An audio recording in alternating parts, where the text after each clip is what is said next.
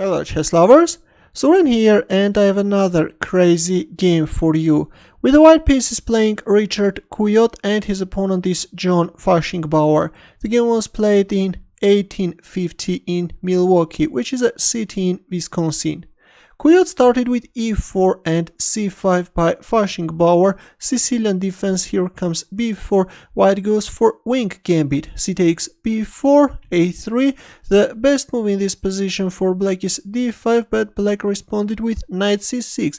A takes b4 and knight f6, after which white is gaining a huge advantage. It was better to capture on b4 with a knight. If d4, then d5, but instead after a takes b4 we see knight f6. Now comes b5.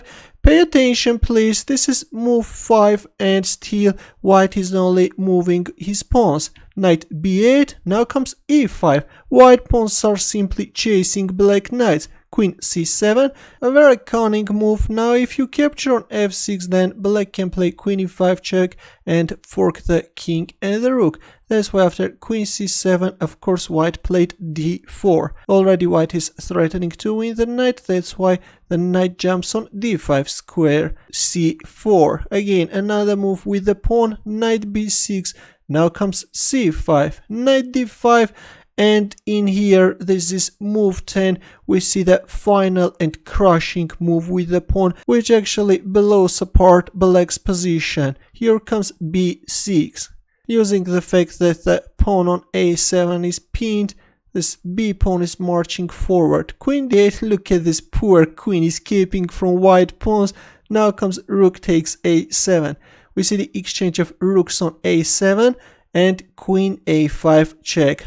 Looks like that black is managing to win this pawn on a7, but in this position Richard Kujoth found a fantastic continuation. Can you find his next move? Ready? He played knight c3. He's sacrificing the knight, but this is actually a very cunning sacrifice. Yes, he's allowing black to win this pawn, but in return he will win this knight. And if a move like queen takes c3, then simply bishop d2 and this pawn is unstoppable. Let's go back. That's why after knight c3, black captured on c3 with a knight, but now white is winning. Black knight promoting the pawn to a queen. In return, black captured the queen on d1 square and gave a check. And another powerful move, bishop d2. White is not hurrying to win the knight.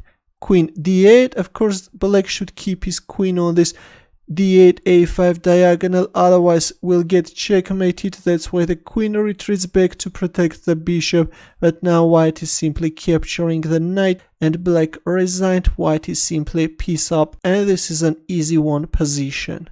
A very crazy game, I think. This was simply pure pawn strategy by Richard Kujoth.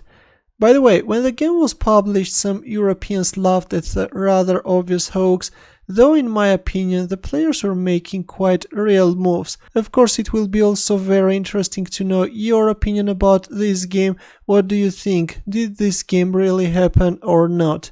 Thanks for watching. If you have any questions, don't hesitate to leave your comments, and for more games, don't forget to subscribe to my channel. Good luck.